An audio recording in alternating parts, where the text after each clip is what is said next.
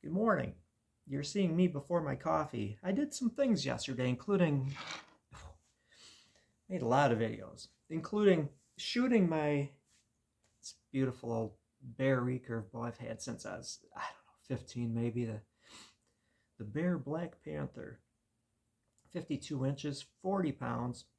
Got a couple deer with that particular bow and the 250-pound bore, so don't discount a 40-pound recurve. They do their bid. I also realized, pardon me, because I have one arrow currently, and I was shooting from 25 yards with my Bear recurve, getting my steps in, if you know what I mean. I decided I was going to process the feathers from the big dead bird I found on the side of the road. And some of them look kind of in disarray, but all you need to do is just run them under hot water and carefully put them back into place, and all is good. Another thing I did was created a mummy bow. Mummy bow. It's a paddle bow. I was supposed to work it down to 40 pounds, but they have their limits. Probably 53 pounds at 27 inches prior to fire hardening, and when I went fire hardened it, it increased the weight a little bit.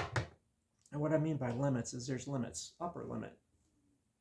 How heavy can I make it before it blows up? Lower limit.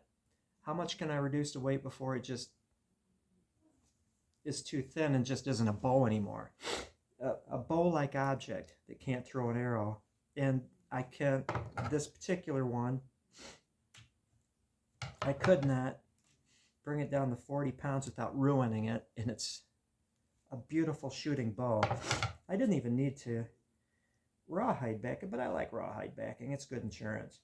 Right now, on the tips, you see the rawhide mummied it and brought it over, so when it shrinks lengthwise, it'll just really stick it to the tips. Now, I use Titebond on this. Oh, my fingers, I'm telling you, my fingers are my weak spot. They hurt. My hands are not good condition. Just use them too much. And I'm not a spring chicken anymore. So even taking off the rubber bands, somewhat painful. Yeah, right. That's scary for somebody who makes bows. Now, Titebond, right? I've got a lot of rolls of gauze, and I figured this could very well be a one-way trip for these because sometimes it sticks to the Titebond. So I used older gauze, and if the Titebond ruins it, you can kind of hear it on the edges sticking. If the Titebond ruins it, that's okay. I've gotten a lot of bows, probably 5 or 6 out of these particular rolls of gauze. So I'm not too worried about. Try to tip this down. It's just leaning against a thing, and it's on a cardboard box. Very high tech. Normally, I'll roll these up. This one still looks like it's good.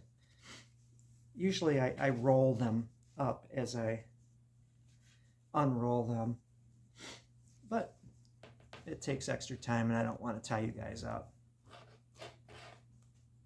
There we go. That actually didn't look too bad. I've got it double wrapped. That's the outer layer. When I mummify them,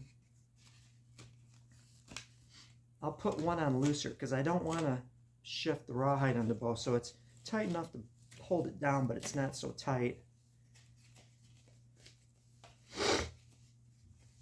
that I risk shifting it. This is underneath. Oh, I made it because I had this one curled over too, and it was underneath there.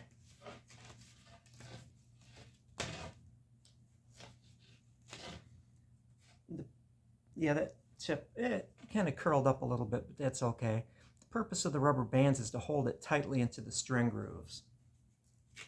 I'll be able to clean that up with sandpaper, no problem. Yeah, the gauzes give it a little impulse there. It's always like unwrapping a Christmas present.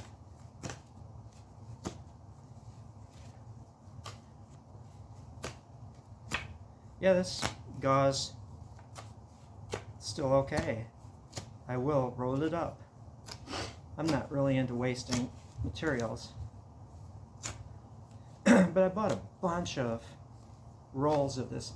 This is the good kind. You see, it's kind of a mesh, and it's not the fleecy stuff you get nowadays at the dollar store. Everything is cheaper. Doink. Chicken.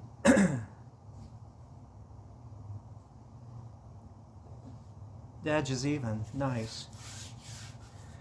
That side is Butamist. This side I've got the longer. I wonder if I can. Yeah, let's. Now I can get the gauze because the gauze was underneath it. The gauze. But yeah, all the videos that I made yesterday, including shooting and explaining stuff, you know, after a while it gets to be like, I don't want to be a complete main character in my story that I call my life. And I feel kind of funny sometimes, like, why put this out on the internet? You can actually see those lines there. Those are compression lines from the rubber bands. But it really cinched it down in those string grooves, and I can sand that and get it wet, and it'll remove those lines.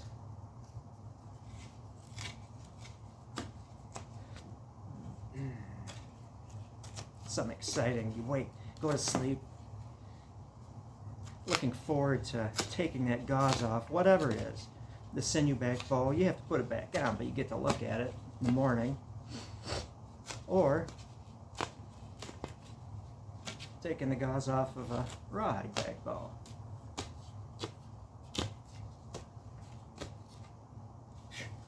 This stuff fights sticking even to tight bond, but again, it was made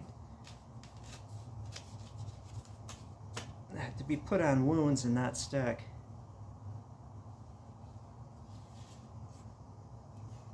I could have sanded it a little more. I cut my strips, I put them on my workbench, and I sand them so it's kind of goes into a knife edge, but that's not bad. The amount of bump right there, that'll be hidden by any handle wrap is on there. Got a nice bond.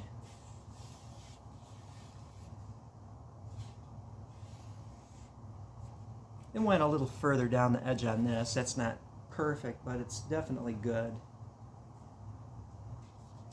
Yes, sirree. And then I've got a very nice even toast. A slow fire hardening, heat hardening on that. And I was hoping that sometimes the tips bunch up.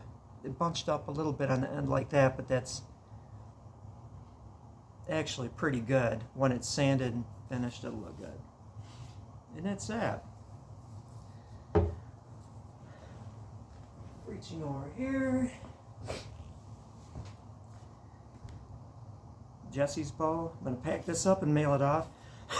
A nice toast on that one. And Jesse, if you're listening, yeah, it's after the fire hardening. It bumped it up in weight, but you'll be able to sand that down to your target weight. I'm not worried about that one. And what do I have back here? Will's bow. I was shooting this thing too. You notice I took the dragonfly off. I removed it and then just painted it yellow. And it probably just a temporary thing. I'm going to go with the smoked rawhide, I think, on this. It would look so much better. This is a thumper. I just need to reduce it on the outboard portions. You can see that little kick right here. It'll be a nice heavy bow.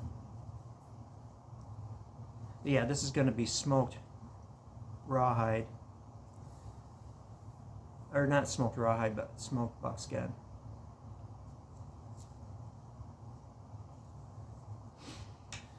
I've got other stuff in the workshop right now. This is pre-coffee.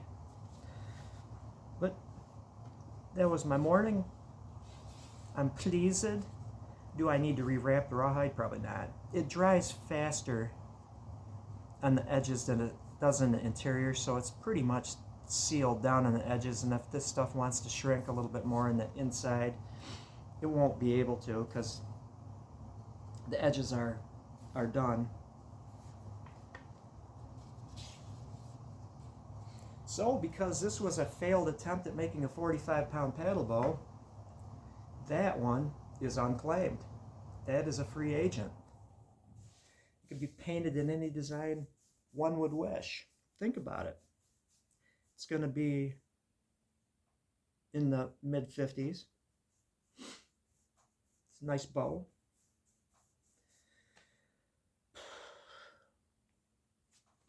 That is my story. I'm sticking to it.